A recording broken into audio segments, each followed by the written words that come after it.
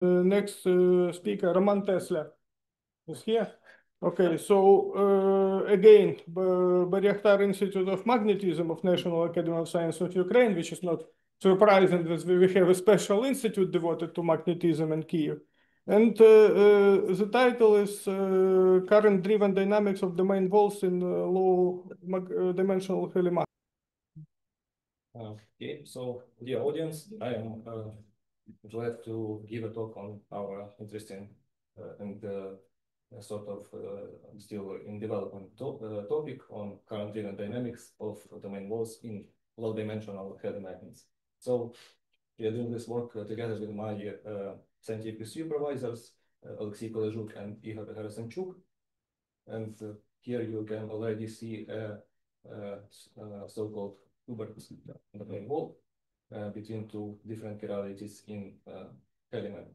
So I would like to start from some interesting applications of the just a simple helical structure. So first one is magnetic king crystal, which is induced by the magnetic field on helix. And it allows to control the magnetotransport properties of such a system just by applying magnetic field of different magnitude. Another interesting implementation is using the discreteness of steps of this helix. Again, applying magnetic field can change in a sort of controllable way this number of steps, and thus allows to make such a controllable nano device, for example. So these examples are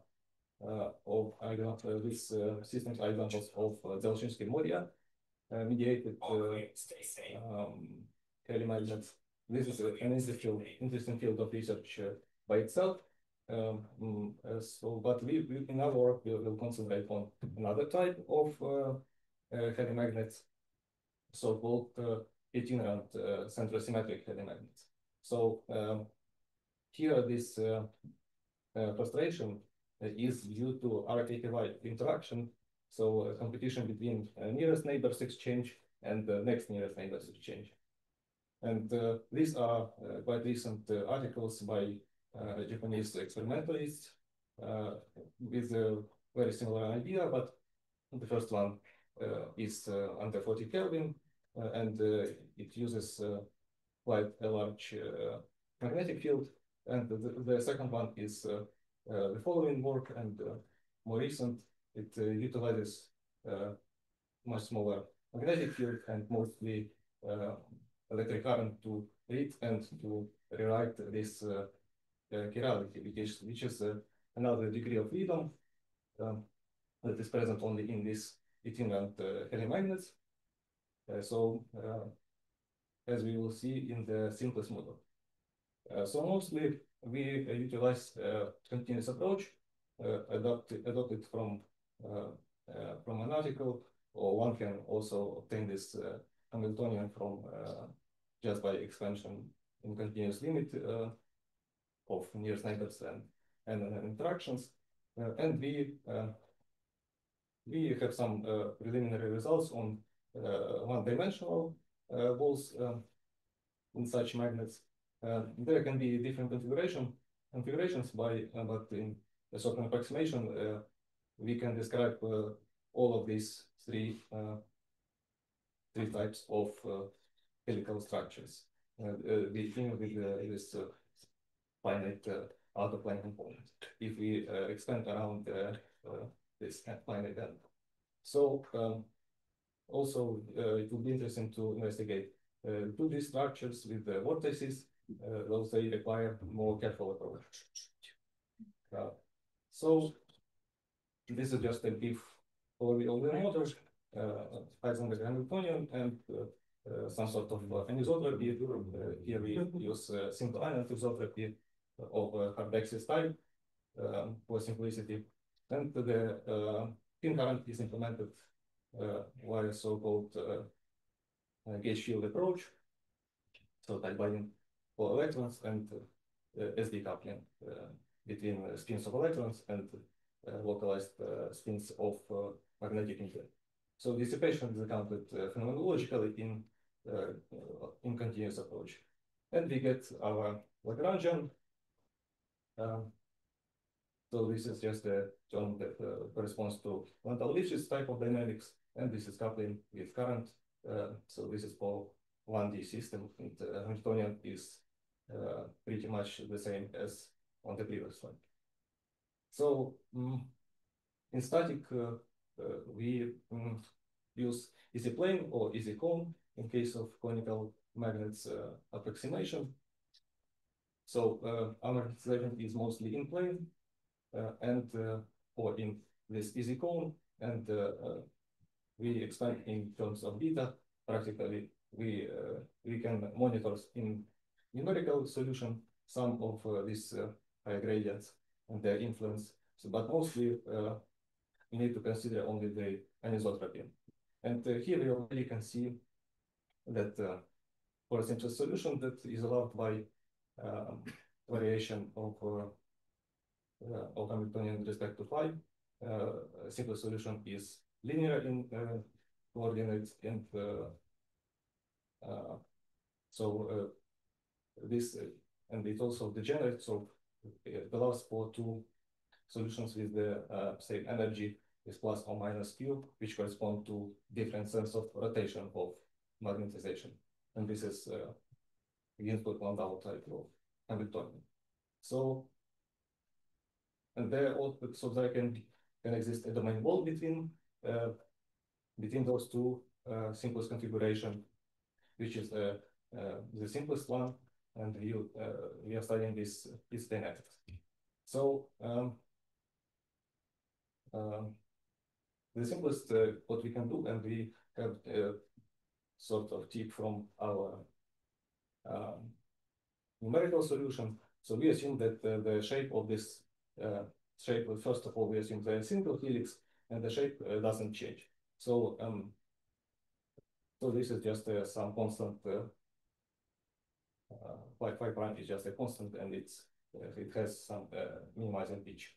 In here we work with dimensionals ordinals. So we apply a very simple equation.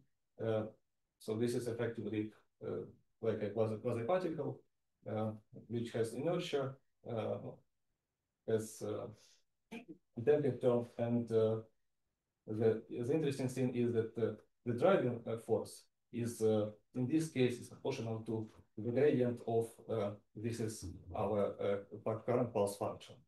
So so driving force only appears when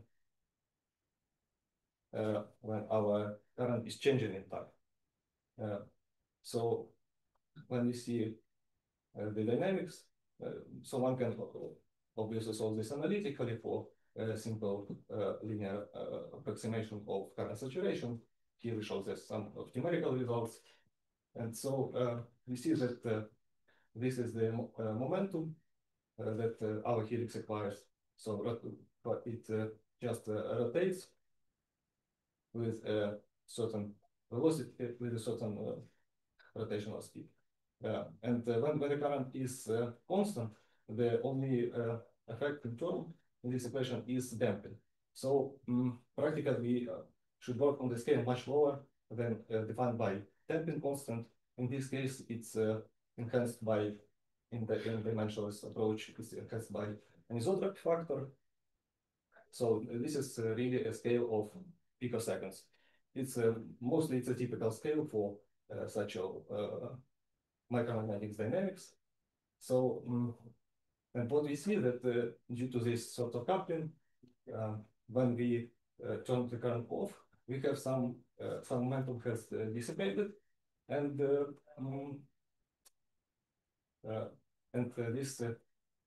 this push that turning of the current gives does not return the system in the zero momentum configuration. So it has some momentum in the opposite direction. So this is a bit of raw model. So we assume that to control the system in a coherent way, so we can push this in a certain direction. we need to introduce some sort of pinion. So this momentum can dissipate in some sort of potential wealth, and because here it decays exponentially and practically pushes the main ball or helix in initial position. So this is the idea. Those of us also like to realize it analytically. And so here is the nonlinear dynamics, because we have the main ball as transition between two pitches. So, and here this nonlinearity comes into play. So this is more exact expression if it consider some high gradients of out of play angle, and the time scale of simulation is 1 nanosecond. So we clearly see that the deformation comes into play, and so there is also this linear part of motion in the very beginning that we want to utilize for controllable dynamics of such textures. So another effect that comes into play later when this initial motion is already finished is the effect of current that renormalizes the pitch, so which is illustrated in this picture. And so this is also interesting because it also coupled to the deformation is also coupled to time derivative of phi, and so we need to allow this. We need to allow this to change by applying constant for current. So we expect something that when you have a single helix in this point, it should increase its pitch, so rotates, should rotate faster after a certain after it takes this new minimum. So what we see actually, the system tries to find a new ground state, but of course it can do it only locally. So this is small oscillation due to the fact that the boundary conditions are not adjusted for new current, new pitch, but mostly the system remains stationary. So it forms an array of these domain balls. So that's an interesting observation of such dynamics and spin current. And the time scale is much larger, of order of 100 nanoseconds. So this is more long-range dynamics. So I would like to encourage discussion in the future on this topic. So first of all, we would like to realize the effect of pinning to show the possibility of straight motion of the main balls, for example. Second, there is a possibility to analyze different types of domain balls. We showed chiral one between two different realities, and there are also conical, and you can mix this and look at how they affect for example, the spectrum of magnetism. So also 2D vortex balls. In the simplest case, they resemble the very similar dynamics. But of course, we have vortices where this continuous approximation doesn't work really well. So it needs a more careful approach, which can be realized, for example, in micromagnetic simulations to see a sort of discrete dynamics. And so discontinuous dynamics was also proposed in one of the articles, a very old one compared to recent micromagnetics studies. So this is practically sort of commensurate motion of this wall when we do not move it as a whole, the whole magnetization texture, but actually this transition occurs at between this pi difference in phase. So there is no need in a continuous change. But of course, it cannot be realized in a continuous way. And so there may be a possibility of quantum tunneling of magnetization. So this is another interesting topic. And I'd like to thank you for your attention. Okay, so let's end the speaker.